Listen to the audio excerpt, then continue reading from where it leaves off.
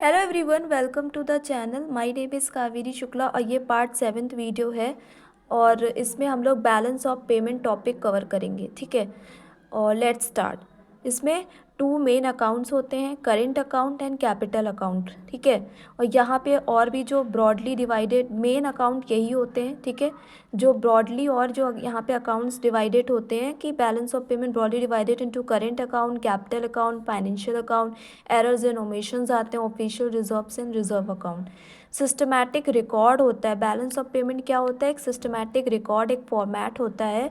All the economic transactions जो होते हैं, विजिबल और इनविजिबल, विजिबल में गुड्स आते हैं, इनविजिबल में सर्विसेज आती हैं, between resident of a country and rest of the world, usually one accounting year, ठीक है। फॉर्मेट कैसे? Debit and credit. इसमें डेबिट जो चीज़ें बाहर जा रही, क्रेडिट जो चीज़ें अंदर आ रही हैं, ठीक है।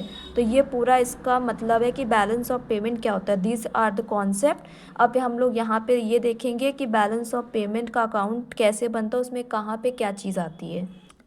तो देखिए यहाँ पे बैलेंस ऑफ पेमेंट कैसे बनता है। करेंट अकाउंट, कैपिटल अकाउंट हमने दो पार्ट्स में डिवाइड कर दिया।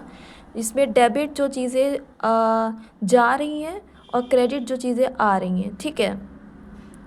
और यहाँ पर भी हाँ, और यहाँ पर भी डेबिट करेंगे जो चीज़ें जा रही हैं, क्रेडिट करेंगे जो चीज़ें आ रही हैं। देखिए अब इसमें एसेट्स जो हम कम कर रहे हैं, लाइबिलिटीज़ बढ़ा रहे हैं, ठीक है।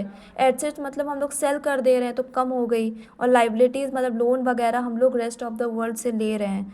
तो ये यहाँ पे इस कॉन्सेप्ट पे यहाँ पे ये टॉप चीज़ें आएंगी, ठीक है। और इसमें क्या कर रहे हैं? एसेट्स हम लोग बढ़ा रहे हैं, लाइबिलिटी कम कर रहे हैं, ठीक है। तो जैसे loan given to rest of the world, तो इससे हमें इंटरेस्ट मिल रहा है तो लाइबिलिटी हमारी कम हो रही है। FDI, FPI, rest of the world से हमें प्रॉफिट एंड डिविडेंड मिल रहा है।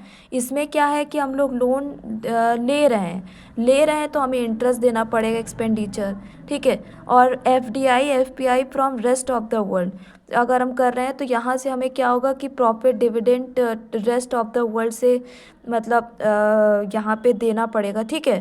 तो ये हो गया। Loan taken from rest of the world तो रीपेमेंट ऑफ लोन करेंगे, loan given to rest of the world तो repayment of loan from rest of the world होगा। अब देखिए import of goods, export of goods, ये क्या आ गया?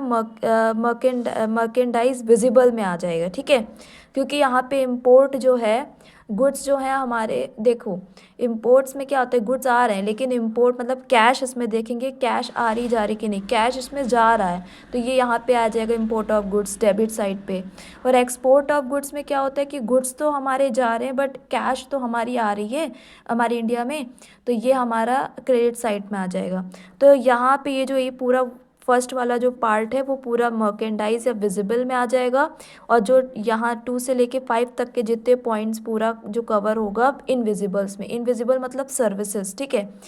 अब देखेंगे यूनिलेटरल ट्रांसफर्स, और यहाँ पर भी यूनिलेटरल ट्रांसफ़र 5th पॉइंट में आ रहा है, लेकिन जो पेमेंट कर रहे हैं वो डेबिट साइड में आएगा, इनकम एज ए इनकम यहाँ पे क्रेडिट साइड में आएगा। तो ये ऐसे बैलेंस ऑफ पेमेंट बनता है, ठीक है।